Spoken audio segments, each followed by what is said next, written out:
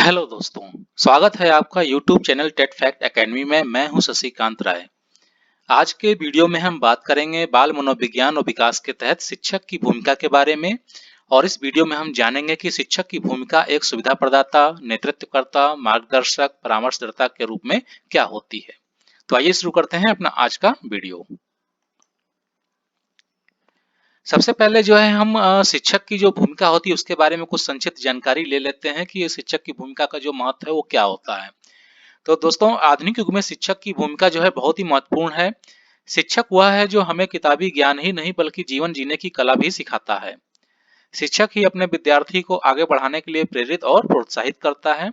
एक शिक्षक का जीवन कई दीपों को प्रज्वलित करता है। स्कूली शिक्षक के सामने बालक के जीवन को संवारने की बहुत बड़ी जिम्मेदारी होती है और प्रारंभिक शिक्षा से ही वह बालक के बचपन में ही जीवन की आधारशिला क्या करता है, रखता है। एक शिक्षक बालक के विकास में निम्न रूपों में भूमिका का निर्माण करता है। तो आइए देखते हैं क्रमशः एक एक करके जो है जो भी उच्च शिक्षक की भूमिकाएं हैं उनको जो है देखते हैं और पढ़ते हैं। सबसे पहले है सुविधा प्रदाता। एक शिक्षक जो है सुविधा प्रदाता के रूप में क्या भूमिका निर्वहन करता है, आइए देखते हैं। सुविधा प्रदाता के रूप में शिक्षक की भूमिका होती है कि वह बच्चों को वह सुविधाएं प्रदान करे जिससे बच्चे की योग्यता में विश्वास प्रकट हो। शिक्षक को निरंतर यह प्रयास करना होगा कि बच्चे कक्षा की गतिविधियों में सक्रिय रूप से हिस्सा लें, न कि गतिविधियों के मुख्य दर्शक या श्रोता बनकर निष्क्रिय रहें। एक सुविधा प्रदाता के रूप में शिक्षक जो है निम्न कार्य करता है। तो आइए देखते हैं वो काम क्या क्या है। शिक्षक बच्चों को विषय ज्ञान के साथ साथ अपने परिवेश के प्रति जागरूक बनाता है। शिक्षक के लिए जरूरी है कि वह उदार चित्त और सहायता करने वाला हो। छात्रों की समस्याओं व चुनौतियों का सामना करने के लिए बालक को आत्मनिर्भर बनाना चाहिए। शिक्षण संबंधी समस्याओं का निदान करना चाहिए।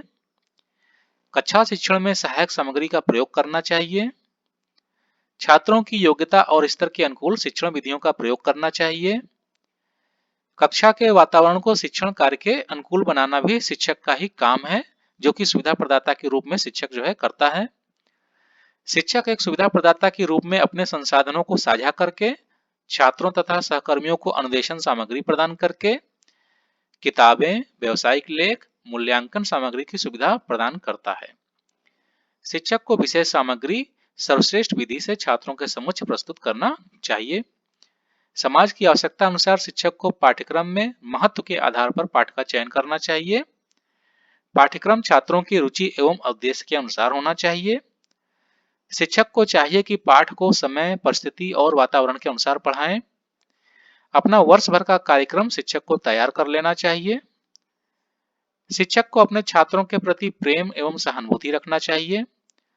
शिक्षक को छात्रों के प्रति जागरूक रहना चाहिए। दोस्तों, आप इन पॉइंट्स को बहुत ही ध्यान से पढ़िएगा, क्योंकि प्रश्न में जो है अगर सुविधा प्रदाता के रूप में शिक्षक की भूमिका पूछ दी और इनमें से कोई 4 ऑप्शन दे दिए जिनमें से एक सही होगा, हो सकता है वो इन पॉइंट में से हो।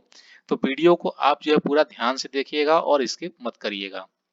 तो आइए देखते हैं अगली भूमिका। नेतृत्वकर्ता। शिक्षक समाज का प्रहरी होता है, इसलिए एक शिक्षक को नेतृत्व का गुण विकसित करने के लिए उनमें सामाजिक परिपक्वता का होना बहुत ही आवश्यक है।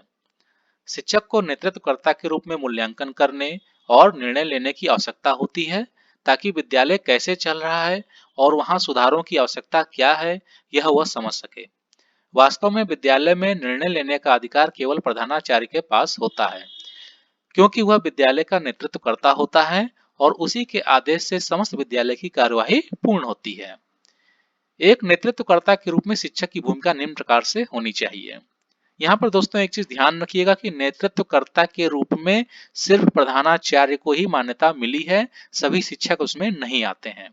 तो कभी भी अगर पूछे कि नेतृत्वकर्ता के रूप में शिक्षक कौन होता है, तो ध्यान रखिएगा प्रधानाचार्य होता है। आइए देखते हैं शिक्षकों की भूमिका नेतृत्वकर्ता के रूप में। शिक्षक को समय सारणी को अच्छी तरह नियोजित करना चाहिए। शिक्षक को छात्र की शैक्षिक, सामाजिक, भावनात्मक और शारीरिक रूप से कितनी अच्छी तरह से प्रदर्शन कर रहे हैं का ज्ञान होना चाहिए। चुनौतियों एवं अवसर की पहचान करना शिक्षक का प्रमुख कर्तव्य है।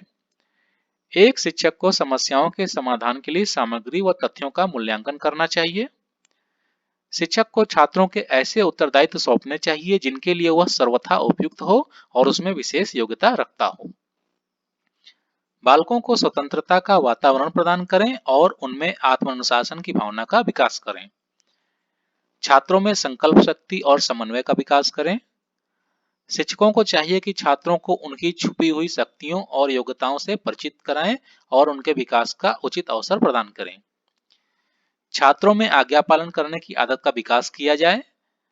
शिक्षक को छात्रों के प्रति व्यक्तिगत रूप से ध्यान देना चाहिए और एक संरक्षक की भूमिका निभानी चाहिए। शिक्षक को आदर्श व्यवहार द्वारा अधिगम के मानक प्रस्तुत करना चाहिए। शिक्षक को प्रेरणादायक कारक प्रस्तुत करना चाहिए। बालकों में उचित आदतों का विकास करना चाहिए और शिक्षक को स्वयं आत्म प्रेरित होना चाहिए।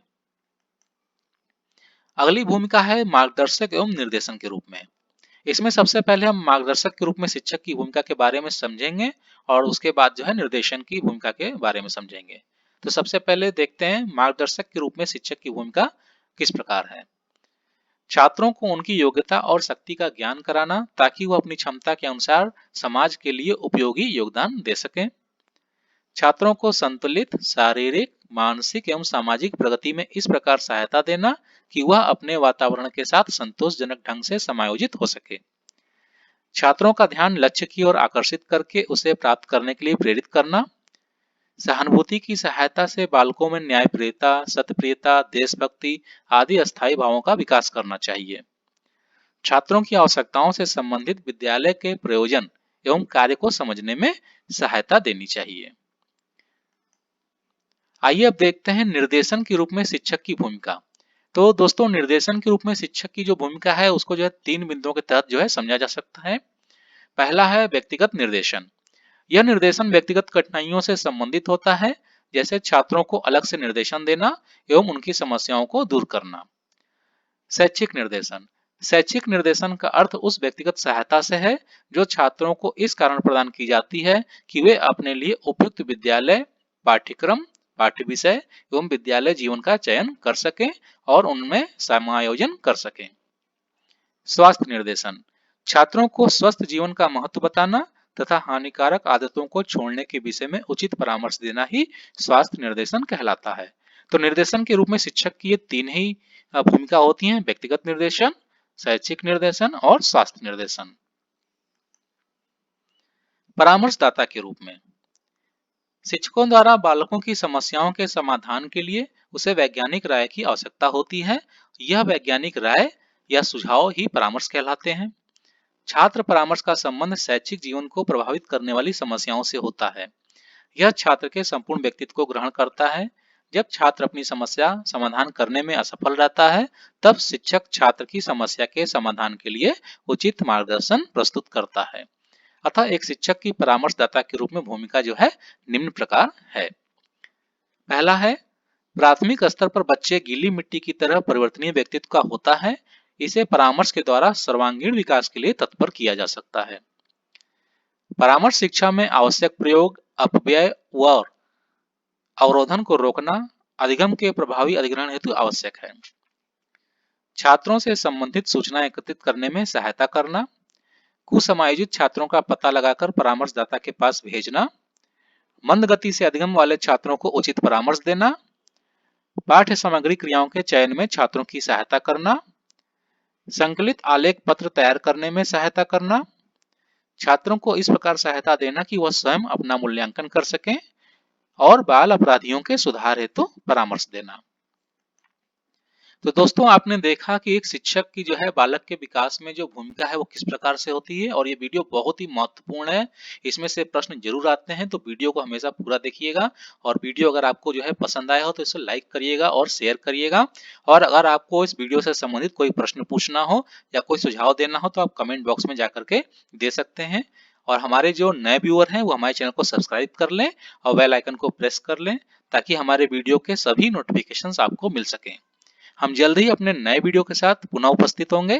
तब तक के लिए इजाजत दीजिए। धन्यवाद।